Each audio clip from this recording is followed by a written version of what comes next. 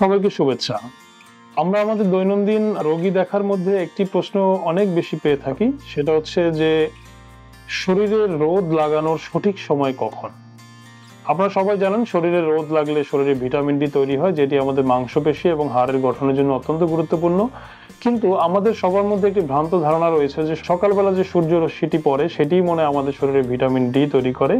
কিন্তু এই কথাটি সবসময় সঠিক নয়। বিশেষ করে আমাদের পৃথিবীতে আমাদের দেশের যে অবস্থান, সেই অবস্থান অনুযায়ী গবেষণায় দেখা গিয়েছে যে সকাল 11টা থেকে বিকাল 3টার মধ্যে সূর্যরশ্মি যে অ্যাঙ্গেলে আমাদের এই অঞ্চলে পড়ে তাতে ইউভি রেটা পর্যাপ্ত পরিমাণে থাকে এবং এই ইউভি রে আপনার শরীরের চামড়ার সংস্পর্শে এসে ভিটামিন ডি তৈরি করে। অতএব এখন থেকে এই কথাটি মনে রাখবেন যে শরীরে সূর্যের রোদ লাগানোর সঠিক সময় হচ্ছে সকাল 11টা থেকে দুপুর 3টা।